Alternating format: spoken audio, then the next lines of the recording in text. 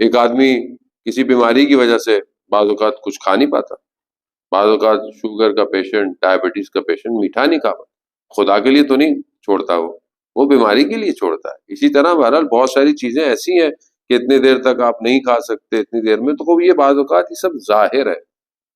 اور دوسرے مذاہب میں کہ جو جہاں پر اصل خدا ہی کو نہیں مانتے اور اصل کہیں بتوں کی پوجا کی جاتی ہے، تو وہاں آپ دیکھیں کہ آیت اللہ جوادی عاملی حفظ اللہ فرماتے ہیں، عالم باعمل، کہ دوسرے مذاہب جتنے بھی، خاص طور پہ بت پرستی ہو گئی، وہاں پر کوئی کام بھی بت کے لیے کیا کیا، بت کے لیے قربانی دے دی، بت کو خود بنا دیا، بت کے لیے کچھ چڑھوائے ڈال دیے، کچھ کر لیے، لیکن کسی نے بھی کسی اور مذہب میں اس طرح کے جو غیر الہی مذہب ہے، وہاں پر کوئی بھی ماننے والا شخص اس کو جس کو پوچھتا ہے اس کے لیے روزہ کوئی بھی نہیں رکھتا کہ میں مطلب بھگوان کے لیے بھوکا پیاسا رہوں گا۔ ان کے اپنا کوئی سیٹ اپ ہوتا ہے لیکن بھگوان کے لیے نہیں ہوتا۔ اسی لیے خدا نے روزے کو خاص اپنے بندوں کے لیے قرار دیا، عبودیت کے لیے۔ اس لیے پہلے بھی آپ کی خدمت میں عرض کیا کہ روزے کا جو ریوارڈ ہے،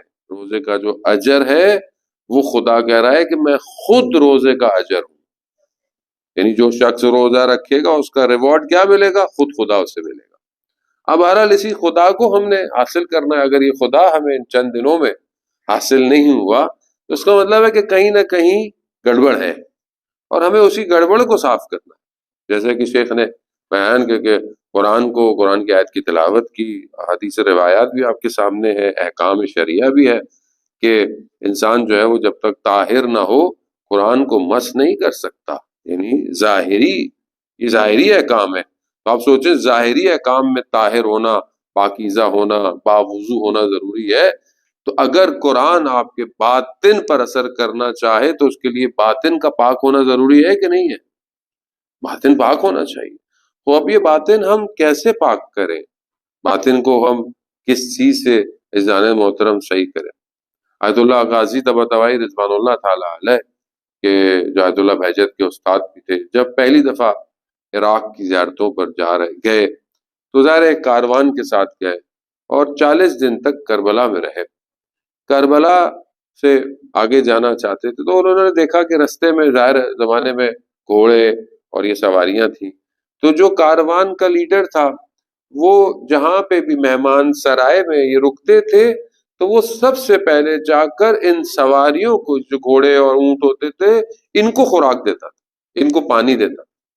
لوگوں نے اس پر اعتراض کیا کہ بھائی تم جہاں بھی رکتے ہو سب سے پہلے تم ان کی پیچھے بھاگتے ہو، کہ تم ہمارا خیال کرو، ہمیں کوئی جگہ دو۔ تو اس نے کیا کہا؟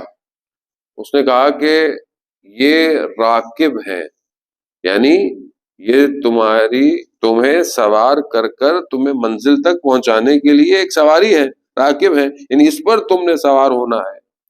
اب تم راکب ہو، یہ مرکب ہے، یعنی تم اس پر سوار ہو رہے ہو، یہ تمہیں لے کر پہنچنے، اگر میں ان کا خیال نہ رکھوں تو تم اپنی منزل پہ نہیں پہنچو گے، اس لیے پہلے میں ان کا خیال رکھتا ہوں۔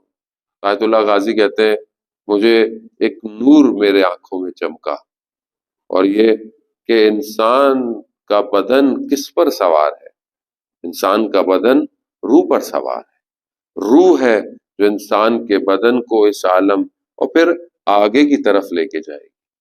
اگر روح کو میں نے بھی خوراک نہیں دی تو میں بھی اپنی منزل پہ نہیں پہنچوں۔